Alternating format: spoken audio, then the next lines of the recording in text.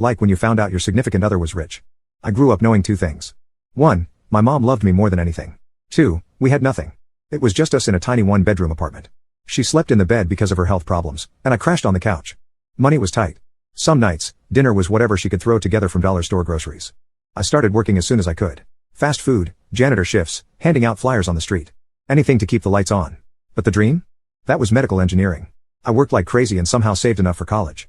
The first day of class, I walked in feeling like I had already won. Then I saw her. Anna. She wasn't just beautiful. She had this energy, this way of making you feel like you belonged. We got paired up for a project, and before I knew it, we were studying together all the time. Then hanging out just because. I had no idea she came from money. She never acted like it.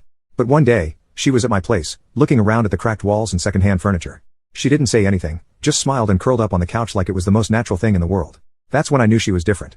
A few months later, I found out her dad was Dr. Calloway. The guy who invented one of the most widely used surgical tools in the world. My stomach dropped. She could have been with anyone, and she was with me? I asked why, half joking. She just laughed and said, because I like you. That should have made me feel better, but it only made me more nervous when she invited me to her house for dinner. I didn't own anything nice, and the thought of showing up in my usual clothes made me sick. My mom saw my face and pressed a few crumpled bills into my hand. Get yourself something nice, she said. It nearly broke me. I stood outside their house that night, staring at the biggest home I had ever seen. The driveway was long enough to fit my entire apartment complex. When the door opened, her dad looked exactly like I expected. Tall, serious, the kind of guy who made million-dollar decisions before lunch. He nodded at me. Come in. Dinner was tense. Her dad watched me like I was an equation he was trying to solve. Then he asked what I was studying. I told him about medical engineering, how I wanted to help people like my mom, how I had worked 3 jobs to get here. He didn't say anything at first.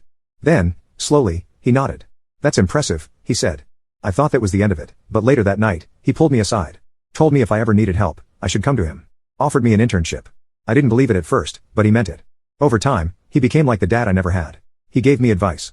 Taught me how to navigate the world in ways I had never learned. He even started inviting my mom over for dinner, treating her like family. On my birthday, they all came to our place. For the first time, it felt like we weren't just surviving. Graduation came, and I finished with honors. True to his word, he got me an entry-level job that paid enough for my mom and me to move into a 2-bedroom apartment. For the first time, we both had a real bed. Then came the moment I had been dreading. I pulled him aside one night, heart pounding.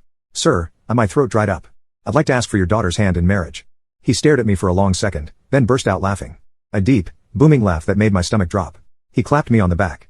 Took you long enough. I was wondering when you were going to grow the balls to ask her.